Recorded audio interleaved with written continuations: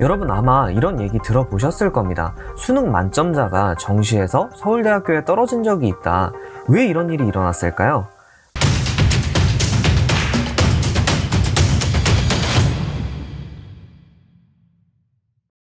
개인적으로 시립대 면접에 관해 도저히 동의할 수 없는 이야기들을 많이 들어서 오늘 영상을 통해서 꼭 설명을 드리고 싶었는데요.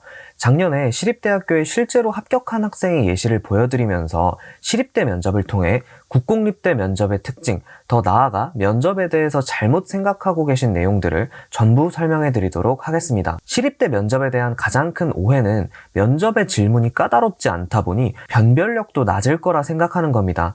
하지만 꼭 알아두셔야 할 점은 시험이 쉽다고 등수가 올라가는 게 아니에요. 면접이 쉽다고 해서 채점 기준도 평이할 거라 생각하면 큰 오산이라는 겁니다. 시립대의 평가 기준을 보면 작년에는 면접이 무려 50%였고 올해는 줄인다고 줄였는데도 40%입니다. 거의 대부분의 학교가 30%의 면접 비율을 유지하고 있는데 다른 학교들보다 훨씬 면접 비율이 높죠. 연구대처럼 재심은 면접을 봐야만, 까다로운 압박 질문을 해야만 면접이 중요하다?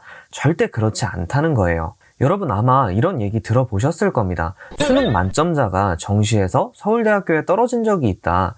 결코 표준 점수가 낮지도 않았었고 내신 때문에 떨어진 것도 아니었습니다. 면접 말고는 떨어질 이유가 전혀 없는 상황이었어요. 2013년인가 2014년쯤에 일어났던 일이고 그런 사람이 있다더라 식의 소문이 아니라 저는 실명까지 아는 사건입니다. 왜 이런 일이 일어났을까요? 바로 국공립대는 사립대학보다 더 공익적 목적을 띠고 있기 때문에 인성을 매우 중시하기 때문입니다. 그리고 학생의 실제 모습을 꼭 알고 싶어 해요. 다른 학교들도 물론 인성이나 실제 모습을 중요시하긴 하지만 솔직히 생기부나 면접, 자기소개서 정도로 학생의 모든 것을 정확히 판단하는 게 가능할까요? 현실적으로 대부분 어느 정도는 포기하고 학업 역량, 성실성, 전공 적합성, 발전 가능성 등에 집중하는 분위기인데 국공립대는 절대 포기하지 않고 많은 노력을 기울입니다. 그리고 국공립대가 아니더라도 아까 말씀드렸던 것처럼 면접의 비율이 30%를 초과하는 경우에는 마찬가지인 겁니다.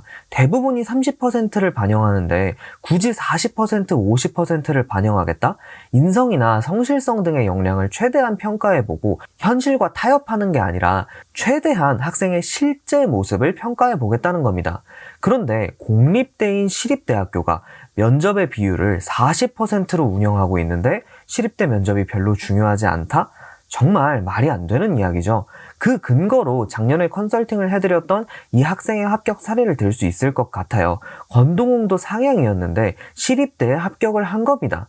누구나 면접을 잘 보면 시립대에 입학할 수 있다는 얘기는 아닙니다.